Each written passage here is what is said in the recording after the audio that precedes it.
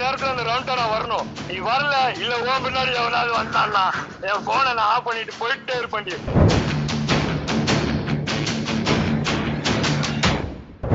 IAS அதிகாரி மனைவியுடன் நட்பு. தமிழ்நாட்டையே உலுக்கிய கடத்தல். போலீசையே துப்பாக்கியை வைத்து மிரட்டல். யார் இந்த ஹைகோர்ட் மகாராஜா? உனக்குதான் முக்கியம், எனக்கு முக்கியமே இல்ல. எனக்கு பணம் தான் வாடி இல்ல போன வெடி பேசக்கூடாது. 2025 மார்ச் 14ஆம் தேதி சென்னை வேளச்சேரி தரமணி இணைப்பு சாலையில் வாகன சோதனையில் ஈடுபட்டுக் கொண்டிருந்தனர் வேளச்சேரி போலீசார்.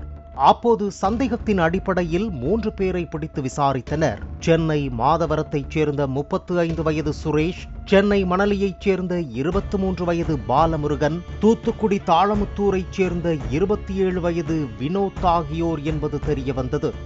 மேலும் சுரேஷின் மீது பல்வேறு குற்ற வழக்குகள் இருப்பதும், பாலமுருகன் மீது ஆள்கடத்தல் உள்ளிட்ட 4 வழக்குகள் இருப்பதும், வினோத்துக்கு தூத்துக்குடியில் கொலை வழக்கு இருப்பதும் தெரியவந்தது. இங்க என்ன திட்டத்தோட சுத்திக்கிட்டு இருக்கீங்க என மூவரையும் விசாரித்த போதுதான் சென்னை ஆதம்பாக்கத்தைச் சேர்ந்த நகைக்கடை ஓனரை கடத்தி பணம் பறிப்பதற்காக திட்டமிட்ட அதிர்ச்சி தகவலும் கிடைத்தது. இதனைத் தொடர்ந்து மூவரையும் கைது செய்த போலீசாருக்கு அடுத்த அதிர்ச்சி காத்திருந்தது. அதாவது இந்த மூவருக்குமே ஸ்கெட்ச் போட்டு கொடுத்ததே தூத்துக்குடி மாவட்டம் மாப்பிள்ளையூரணியைச் சேர்ந்த பிரபல சரித்திர பதிவேடு கொண்ட ரவுடி ஹைகோர்ட் மகாராஜா என்பது தெரிய வந்தது. இதனால் சென்னை காவல்துறை தெற்கு மண்டல இணை கமிஷனர் சிபி சக்கரவர்த்தி உத்தரவின் பேரில் மகாராஜாவை பிடிக்க தனிப்படை அமைக்கப்பட்டது. நெல்லை மார்க்கெட் பகுதியில் மக்களோடு மக்களாக சுற்றித் திரிந்த ரவுடி மகாராஜாவை தட்டி தூக்கி சென்னைக்கு அழைத்து வந்தது. அப்போது குற்றச்செயல்களுக்கு பயன்படுத்தி வந்த இருசக்கர வாகனத்தை கிண்டி ரேஸ்கோர்ஸ் பகுதியில் மறைத்து வைத்திருப்பதாக கூறியுள்ளார்.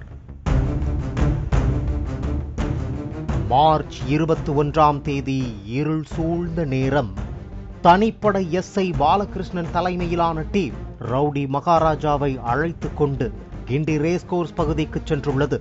அப்போது அங்கே தனது இருசக்கர வாகனத்தில் துப்பாக்கியை மறைத்து வைத்திருந்த ரவுடி மகாராஜா, நான் ஏற்கனவே போலீஸ் காவலில் இருந்து எஸ்கேப் ஆனவன், என்னையவே பிடிக்க பார்க்கிறீங்களா என மிரட்டும் துணியில் பேசிவிட்டு திடீரென தனது இருசக்கர வாகனத்தில் வைத்திருந்த துப்பாக்கியை எடுத்து போலீஸை நோக்கி சுட ஆரம்பித்ததால் நிலை குலைந்து போனது தனிப்படை டீம். போலீஸையே துப்பாக்கியால் சுட்டுவிட்டு தப்பிக்க முயற்சிக்கும் அளவுக்கு ரவுடி மகாராஜாவுக்கு தைரியம் வந்தது எப்படி? யார் இந்த ரவுடி ஹைகோர்ட் மகாராஜா? கடந்த வருடம் ஜூலை 11ஆம் தேதி மதுரை SS காலனியைச் சேர்ந்த ராஜ்குமார், மைத்திலி ராஜலட்சுமி தம்பதியினரின் 15 வயது பள்ளி மாணவனை கடத்தி 2 கோடி கொடுக்கவில்லை என்றால் கண்டம் துண்டமாக வெட்டி கொன்று விடுவேன் என சினிமா பாணியில் மிரட்டிய ஆடியோ வெளியாகி தமிழகத்தையே கொலை நடுங்க வைத்தது. அந்த கொடூர மிரட்டல் பின்னணியில் இருந்த குஜராத்தைச் சேர்ந்த IAS அதிகாரியை பிரிந்து வாழ்ந்த மனைவி சூர்யா தற்கொலை செய்து கொண்டார்.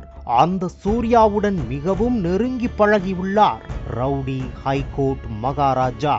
சிறுவன் கடத்தல் சம்பவத்துக்கு ஸ்கெட்ச் போட்டு கொடுத்ததே இந்த ரவுடி மகாராஜா தான் என போலீஸ் தேடி வந்தது.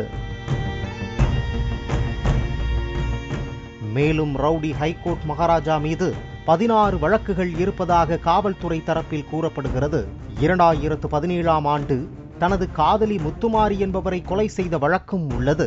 காலவாசல் SS காலனி காவல் நிலையத்தில் கடத்தல் வழக்கும், போலீஸ் மீது மிளகாய் பொடி தூவிவிட்டு தப்பியதாக தூத்துக்குடி வடக்கு காவல் நிலையத்தில் வழக்கும், விளாத்திக்குளம் காவல் நிலையத்திலும் வழக்கு இருப்பதாகவும் கூறப்படுகிறது.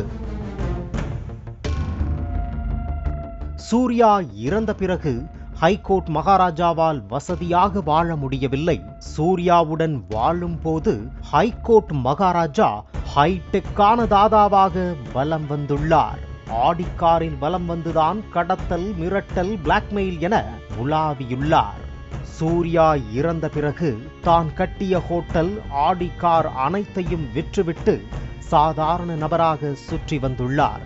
அதனால் மீண்டும் தாதாவாக ஆடிக்காரில் வலம் வந்து கெத்து காட்ட வேண்டும் என்ற ஆசையில் ரவுடி ஹைகோர்ட் மகாராஜா சென்னை நகைக்கடை அதிபரை கடத்த திட்டமிட்டிருந்தது தெரிய வந்தது.